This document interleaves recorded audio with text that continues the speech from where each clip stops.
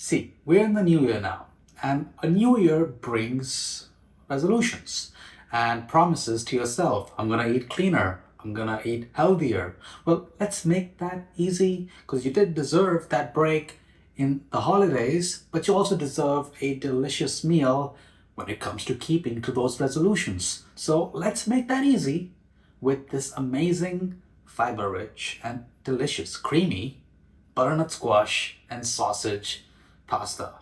It will blow your mind, starting with the huge amount of ingredients that is required to make this amazing dish. I'm kidding, it's not that big, it just looks bigger on camera. So we really start by sauteing some of our onions. Now remember, heat that pan up first, then when that pan is warm, then add in your olive oil. And when the olive oil is shimmering, then you add the onions. And once you do that enough times, you'll know exactly when those points are without having to think about it. Some salt really helps to cook down those onions. And when you start to see that they've softened and they are kind of translucent, kind of like this, then you know you can add in your butternut squash. Now, it's a pain to peel the squash, cut it, and then get all those seeds up, but when it's cubed up, it is so satisfying. Again, some salt helps cook them down. I'm gonna add a bit of heat with some red pepper flakes, and you wanna again continue to cook this until they have softened. You can add some black pepper here at this point as well. Toss it really well and then cover it. It should take you anywhere between 10 to 15 minutes, depending on your stove, pan, heat, but medium to medium low will be perfect. Then you want to add some herbs. So I'm adding some oregano and some sage. Add that in there, mix it up, let that get fragrant and continue to cook. Now once it has softened, you want to make sure that it has softened. Some hints are like the edges will be kind of crumbly. You don't want it to like completely be broken down either, like otherwise it's gonna be here forever. But just when you see and when it feels softer than it was when it was raw, try to break it. And if it's not breaking, cook it for a bit longer. And then once ready, add it into your food processor. Vitamix works amazing and it's consistent every single time. We're gonna fill that up with some veg broth. I just like this particular broth, it just is very fragrant. So technically this dish can be made vegetarian if you just don't put the sausage. Blend that up, make it real nice and smooth, and then forget about it for now. Set that aside and then add a touch of olive oil and then start cooking your sausage. I've added up, literally, as you can see by the plus sign there, andouille and chorizo sausage.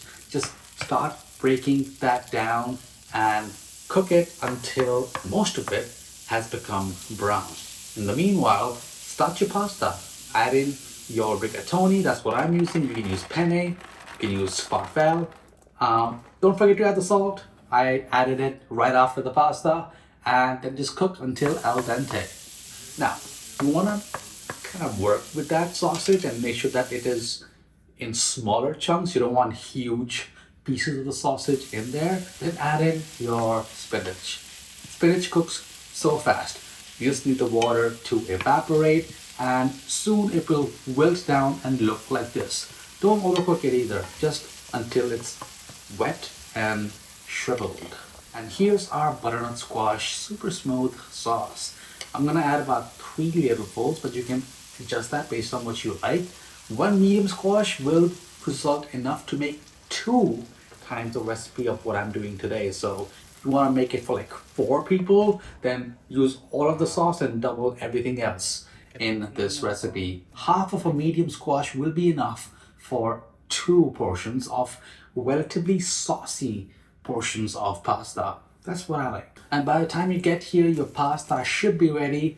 Just add it in there and don't worry about the water. Just use a slotted spoon and start just putting it in with the pasta water. It's fine. The sauce is really thick right now anyways, and you want to make sure that you have a sauce that is thinner. Now give it a quick taste. You want to make sure that the salt is not perfect right now because we are about to add Parmesan cheese. Now first add in the cream and then follow that up with your Parmesan and then mix it and then taste and adjust as needed, because that parmesan will add salt. Now you just have to go ahead, enjoy this amazing way to have butternut squash. And if you thought it was a lot of work, well, you're the one who took the resolution.